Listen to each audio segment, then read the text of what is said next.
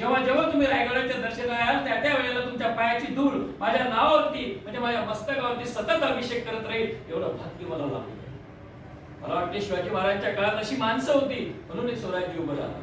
शिवाजी महाराजांसाठी मरायला तयार असणारी माणसं होती. लाख मेले तरी चालतील, लाखाचा पोशिंदा वाचला पाहिजे. आणि आजही तुम्हाला सांगतो ही गोष्ट हिरोजी इंदुरकरांची रायगडाचे एक साक्ष आहे. त्या ठिकाणी आजही ती पायरी आहे, त्या ठिकाणी लिहिलेलं आहे हिरोजी इंदुरकर सेवेसी तत्पर हिरोजी इंदुरकर. आजही ते नाव कोरलेलं आहे.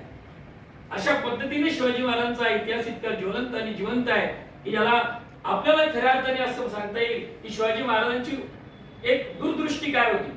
एकदा ऑक्सिजन नावाचा एक इंग्रज अधिकारी आहे, त्यांनी राज्याभिषेक 6 जून 1674 ला तो प्रसंग लिहून ठेवलेला आपल्या पुस्तकामध्ये. खास करून परदेशी लोक अतिशय वस्तुनिष्ठ पद्धतीने लिहितात, काल्पनिक त्याला वाव नाही. त्यावेळेला त्यांनी लिहिलं की शिवाजी महाराजांच्या राज्याभिषेकाला आम्ही सगळे उपस्थित होतो आणि तिथे 2 हत्ती होते. त्यावेळेला आम्हाला प्रश्न पडला की महाराजांनी या हत्ती तिथे नेले कसे असतील.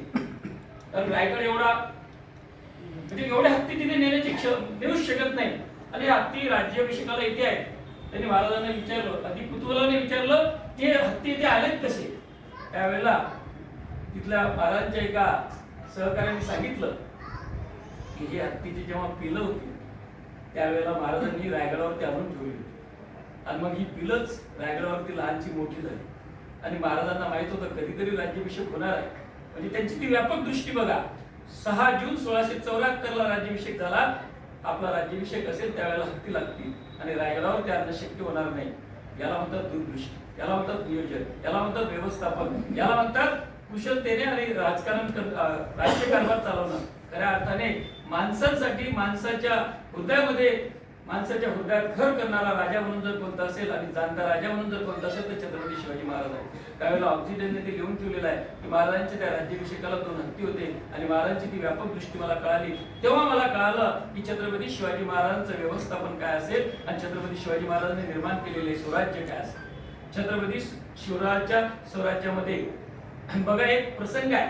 शिवा काशीद नावाचा पन्हाळ गडावरती शिवाजी महाराजांना जेव्हा सिद्धी-जोहरने वेढा घातला त्यावेळेला शिवा काशीद नावाचा एक व्यक्ती, एक सहकारी, एक मावळा शिवाजी महाराजांना म्हणाला महाराज, आणि खास म्हणजे शिवा काशीद त्यांच्या सारखे दिसायचे. कधी जर का दोघांना बघितलं तर लोक शिवाजी महाराज ते शिवा काशीद आहे, योगाकार नावही शिवाच होतं. शिवा काशीद ते जवळपास सारखे दिसायचे. महाराजांचं रूप घेऊन शिवा काशीद पन्हाळावरून बाहेर पडला. महाराजांना विशाळगडावरती प्रयाण करण्यासाठी त्यांनी योजना बनवली. त्यावेळेला सिद्धी-जोहरला चकमा देऊन सिद्धी-जोहरचं सर्व सैन्य शिवा काशीदच्या पाठीमागे लागलं. महाराजांनी त्याला विचारलं तू जाणार, माझा रूप घेऊन जाणार, शिवाजी महाराज म्हणून बाहेर पडणार, त्यावेळेला सिद्धी-जोहरचं पूर्ण सैन्य तुझ्यावरती तुटून पडेल.